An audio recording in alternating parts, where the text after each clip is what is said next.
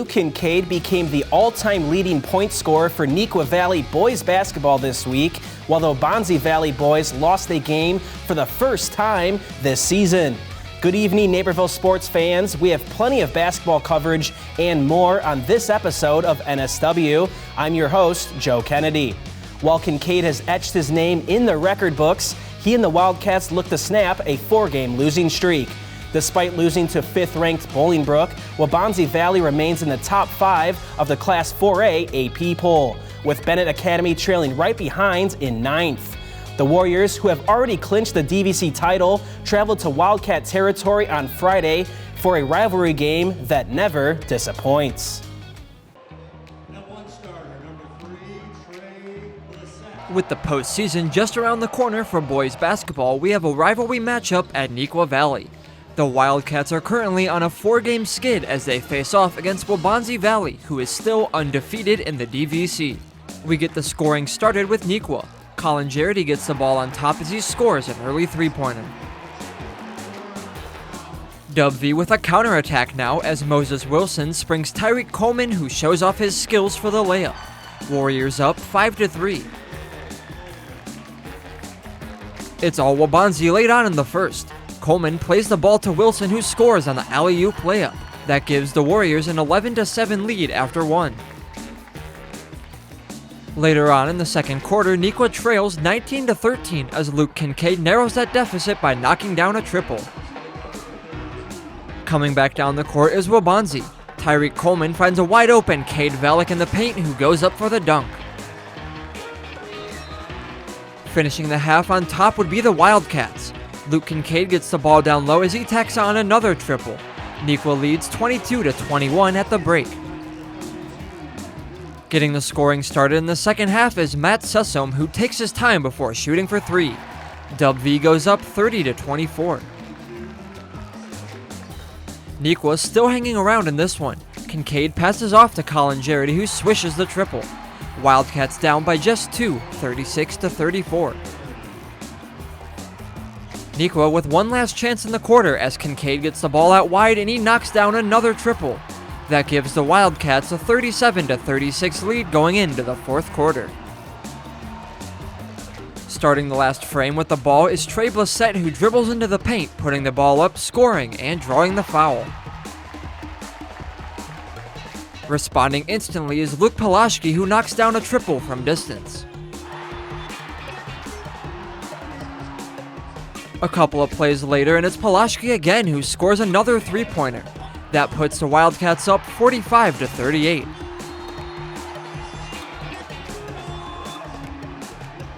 Dub V sticking in the game. Moses Wilson gets the ball out top, who continues the 3-point contest. Warriors trailing by just 4.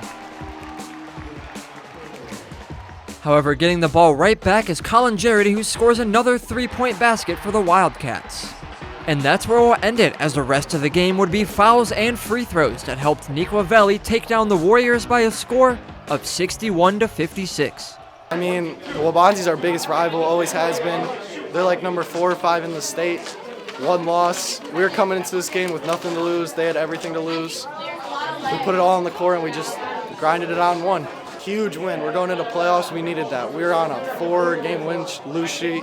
Our heads were down, our morale was down. We got together as a team, went to team dinner, talked it out. We're all good. On to the next game.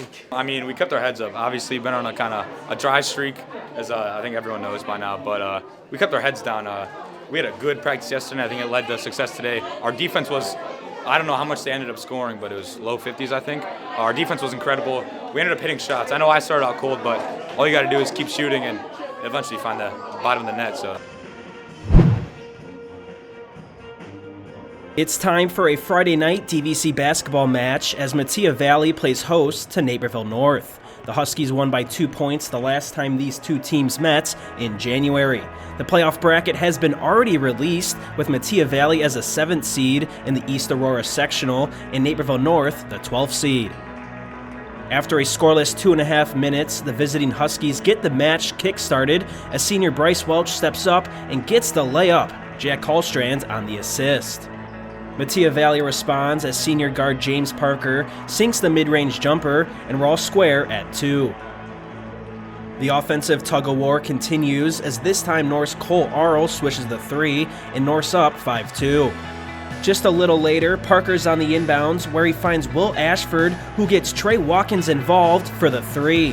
Matia's up 7-5.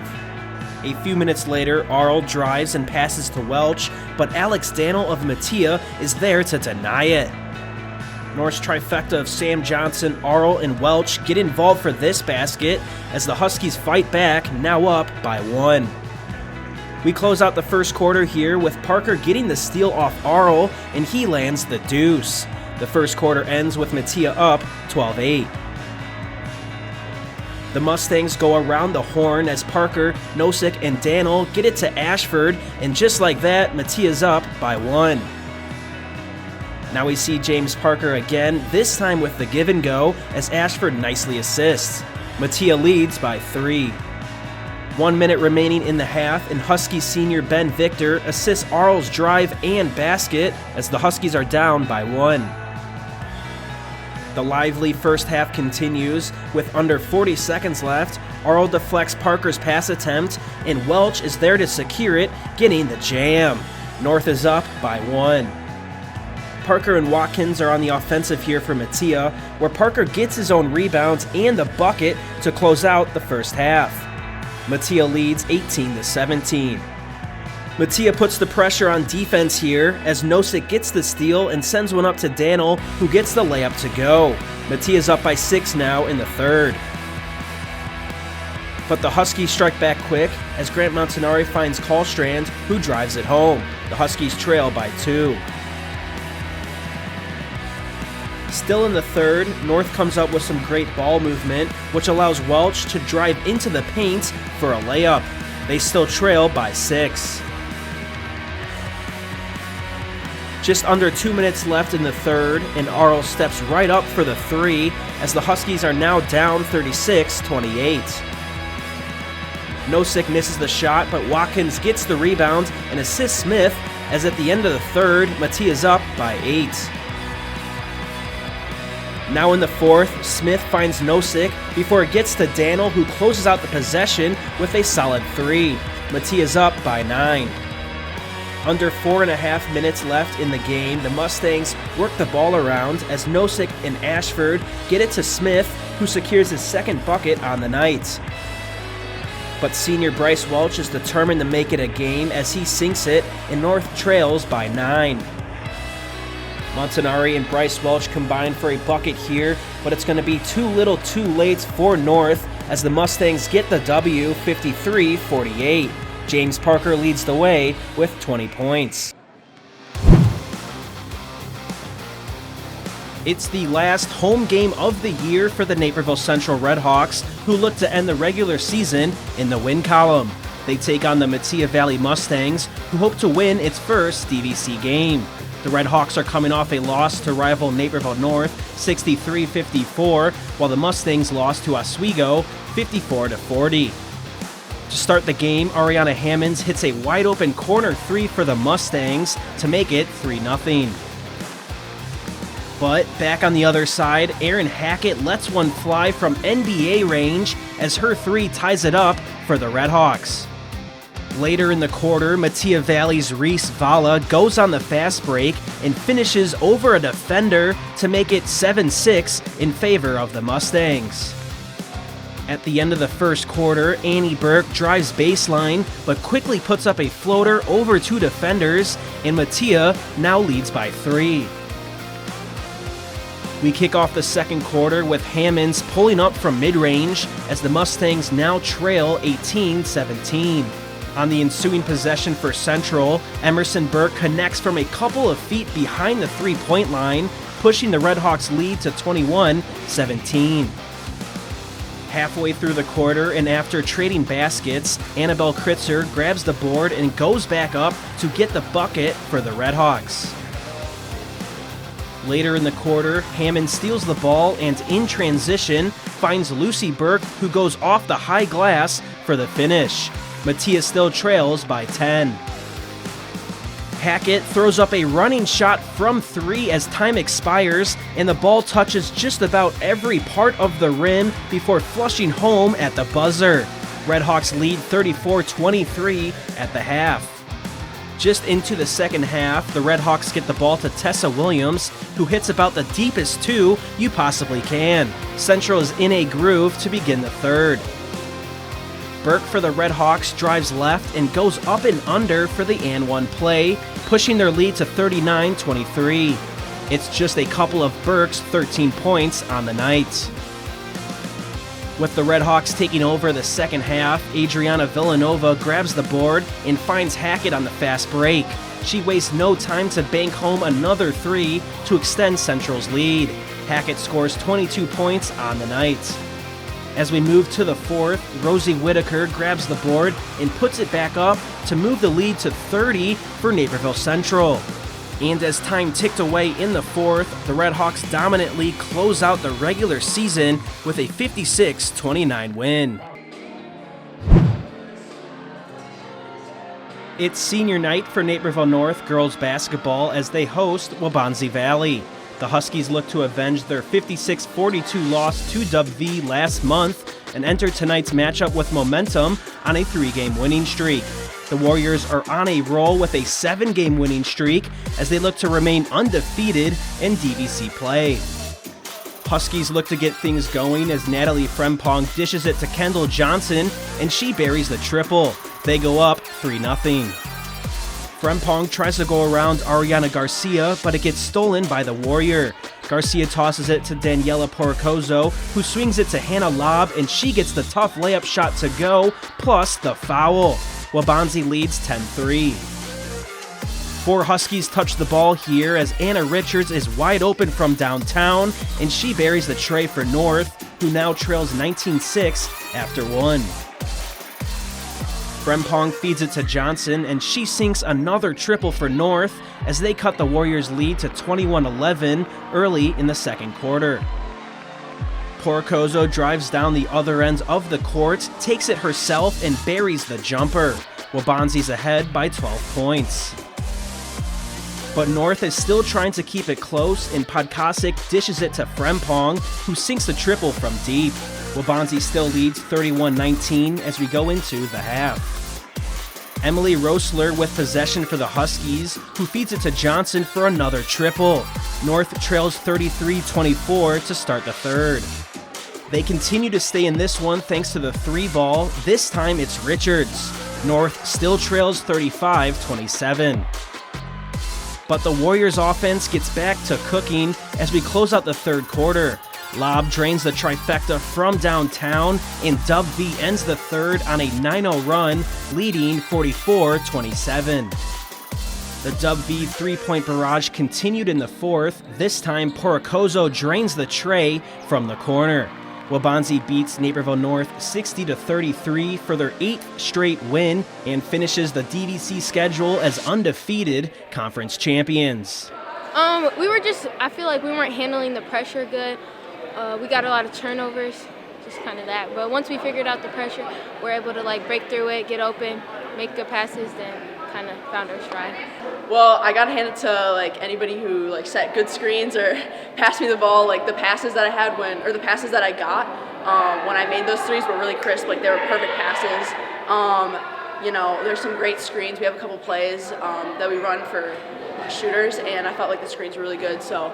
I just got handed to my team. I was trying to utilize the screen as much as I could to try to get open and get those shots. When we return, let's head to the hockey rink and visit the Bennett Academy hockey program as one female looks to break through as a goalie for the Red Wings. It's a robotic money expert. Clever. How do I start a savings habit? Famous cabbage. Savings habit. Shaving rabbits. Tech can make life simpler, but when it comes to savings habits, nothing's as simple as BMO. A BMO savings account helps you build the habit with a cash reward every month you save. Cash reward. Ingenious. Sardine fest. This year's top prize goes to BMO. I'm just in it for the saving, but it's nice to be recognized. BMO. Naperville Crime Stoppers. Yes, I'd like to report some suspicious activity in my neighborhood. How does this work? Yes, thanks for calling. Your call is anonymous, and I'll not ask for your name. Instead, you'll be identified by a tip number. In a few weeks, call back with the tip number you received, and I will let you know the status of your tip. If an arrest is made, you could receive a reward up to $1,000. How do I get the reward money if you don't know who I am? Well, when you call back, we set up a time and a place to drop the money. You will be safe and nobody will know you gave Crime Stoppers a tip. Okay, well, here's what's going on.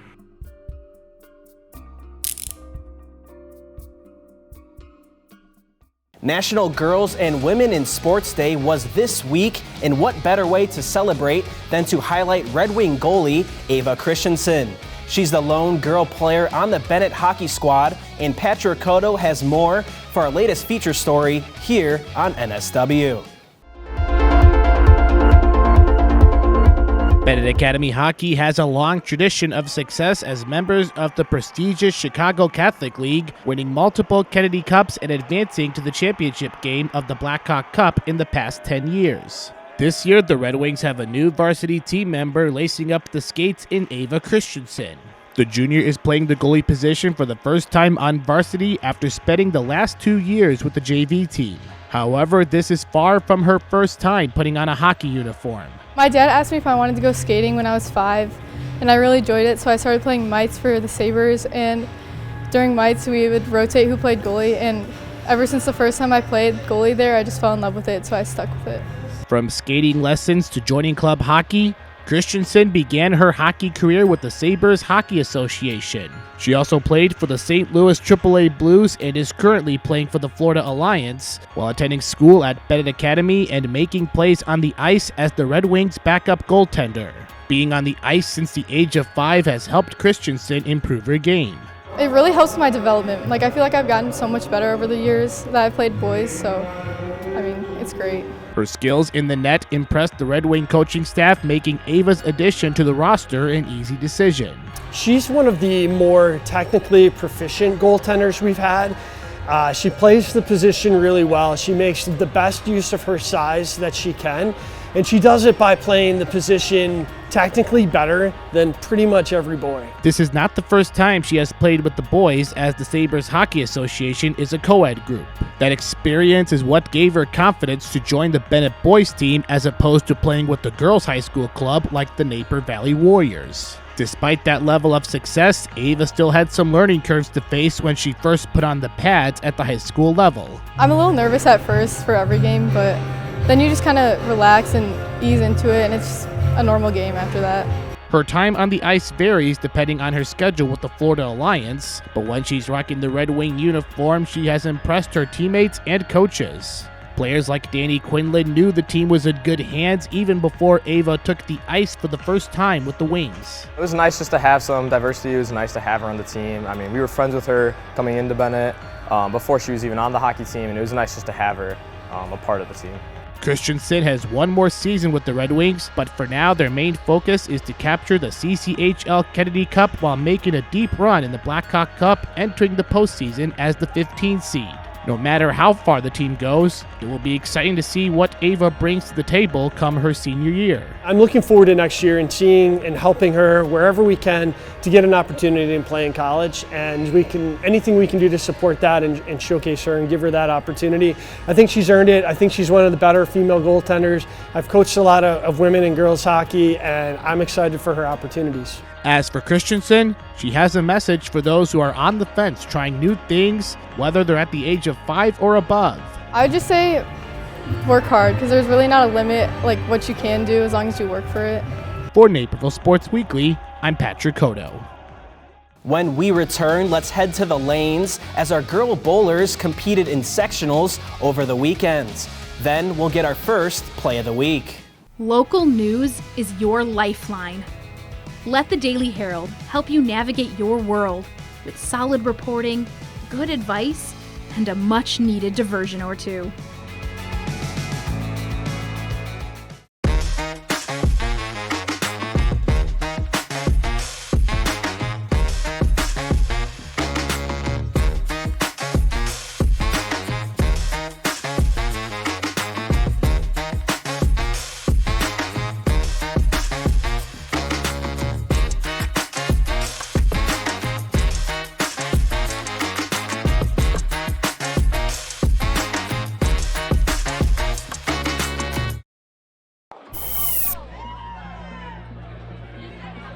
We're at Palos Lanes Bowling Center for the IHSA Girls Bowling Stag Sectional, one round away from the state tournament. Teresa Dufferin from Naperville Central and Chanel Edwards from Neuqua Valley are competing as individuals. The top 4 teams will qualify for states, while the top 5 individuals from non-qualifying schools will also advance. Central's Teresa Dufferin finishes the morning series with a score of 540. She knocks down all the pins here for the strike. She would finish the day tied for 8th with a score of 1,124, coming up just short of making the state cut. She can still hold her head high off a great career with the Redhawks. Neuqua Valley Chanel Edwards started well in the AM series, beginning the morning with a score of 588. She gets a strike here. The sophomore ends the day in 16th place, but accomplished her goal of making it to sectionals and will seek to take it a step further next season. Next we have Claire Young from Lamont, who buries the strike. She ends the day in 4th place with a score of 1,187 and has qualified for states as an individual. Holly Gubbernot is up for the Chargers, and she bowls one down the middle, nailing the strike. Stag would go on to score a 876 in Game 4. Next up for Stag is Ariana Araujo. She puts a nice spin on the ball and crushes all 10 pins to get a strike. The Chargers would finish the day in 4th place with a score of 5,408, qualifying for state.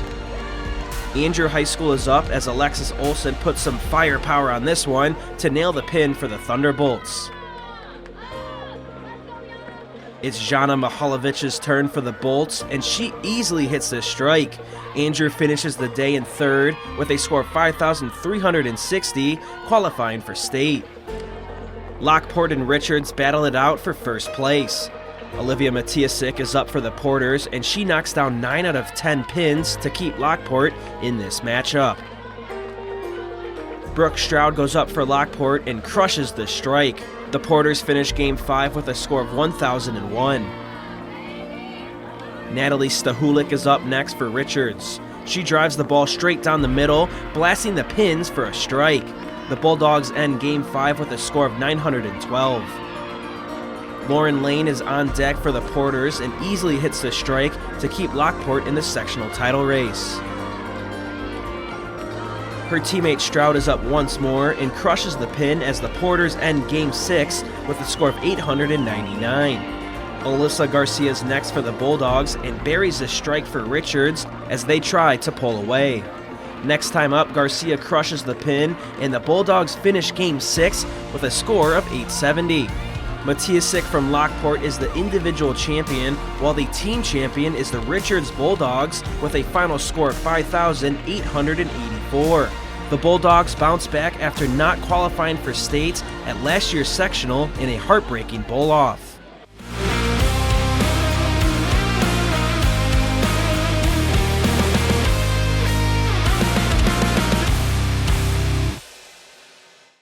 Aaron Hackett of Naperville Central comes up with the girls' play of the week as the Redhawks host Metea Valley. Hackett's been one of the best three-point shooters in the Naperville area. The Mustangs were ahead to start the contest, but Central looked to take a double-digit lead into the half. Hackett gets the rebound, and after dribbling past 2 defenders, she lets it fly. The sophomore gets the Hail Mary to drop, and they lead 34-23 at the half. We'll have one more look at the shot as the ball touches just about every part of the rim before flushing home at the buzzer. Our local school sent 27 contestants to the IHSA Boys Wrestling Sectional at Hinsdale Central. They all competed for a chance to head to states, and we'll wrap up this week's show to see who made it through the battles on the mats from Saturday's meet. It's a robotic money expert. Clever. How do I start a savings habit? Famous cabbage. Savings habit. Shaving rabbits. Tech can make life simpler, but when it comes to savings habits, nothing's as simple as BMO. A BMO savings account helps you build the habit with a cash reward every month you save. Cash reward. Ingenious. Sardine fest. This year's top prize goes to BMO. I'm just in it for the saving, but it's nice to be recognized. BMO. 28 of our area wrestlers entered the weekend for the Hinsdale Central Wrestling Sectional, and now 13 remain at large as we go deep into day 2. A trip to Champaign is on the line, so let's hit the mats for the blood round. We begin with one of those rounds at 144 pounds with Waubonsee's Ethan Wojtowicz entering as an alternate after Bolingbrook's Aaron Camacho got injured in the regional last Saturday. His opponent is Marmion's Ashton Hobson, and Hobson takes the cake, winning it by tech fall and ending Wojtowicz's season. Mount Carmel's Liam Kelly survives the 150 blood round after a pin on Nequa's Nick Pape. At the 132 blood round, Naperville North's Tyler Sternstein stays on top of Batavia's Jack Dorosky. It took Sternstein some time, but he's able to get the pin and keep the season alive.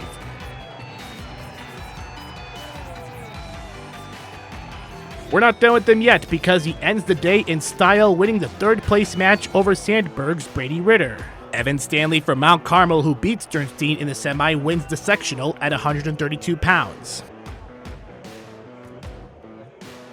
To another 144-pound blood round with Central's Hagen Taylor, who's coming off a semifinal loss to Mount Carmel's Jario Acuna, gets a quick-and-go pin on Husky Zach Malley. Taylor does fall in the third place match, but takes fourth while Aiden Huck from Batavia takes first. At 215, Nico Bistero is trying to keep his season alive, and he's off to a great start on Downers Grove South's Mac Field. Bistero takes care of his opponent in an 11-2 decision and is off to state after a fourth place finish. Joe Favia from Marmion wins the weight class. Third place match at 157 pounds has Chris Byrne getting a takedown on Glenbard West Tony Shadid. It was all Byrne in this one as he wins 5-1 and finishes third in the sectional. Edmund Enright from Mount Carmel wins it all.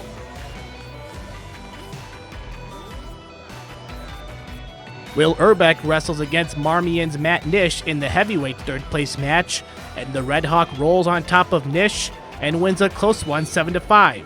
After a blood round win over Downer South's Jacoby Spraggins, plus this win, Urbeck finishes in third, while Hinsdale Central's Marco Ivenzovic takes the heavyweight bout. 5 of our area wrestlers will hit the mats down at Champaign. The first match to get this day, I was super confident going in, and it was just a grind. For both the matches, it was just a grind. The third period, we had a win in the third. It was a lot shorter than I thought it was, but I'm really happy how it turned out, obviously. Anything that gets me to state, doesn't matter what, I'll take it, that's for sure. I'm very happy for our team, honestly. I'm proud of all the boys that wrestled, even all the ones that didn't make it. Everybody worked hard this season, dude. I only wish that more could have come, honestly. So glad to be here, glad to finally make the accomplishment, make it down there.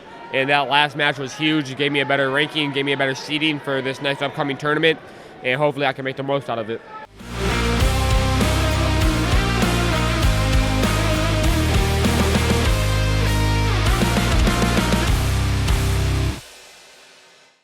Let's head over to Mattia Valley, where Naperville North's Bryce Welch runs in transition and throws down a dunk. With under a minute remaining in the second quarter, the Mustangs are ahead by 2. Cole Arl intercepts the pass and hits the ball forward almost like a volleyball player, which leads to a wide-open lane for Welch. He slams it home and gives North the lead. We'll take another look at the play from Welch, but it's also a great defensive effort from Arl. That closes another episode of NSW. Make sure to come back at the same time next week. The postseason will be in full swing for winter sports, including the tip-off of the girls basketball regionals. You can find our past highlights, feature stories, and community sports on nctv17.org and our NCTV17 Sports YouTube channel. You can also find us on social media at NCTV17 on Facebook, Twitter, and Instagram. For Naperville Sports Weekly, I'm Joe Kennedy.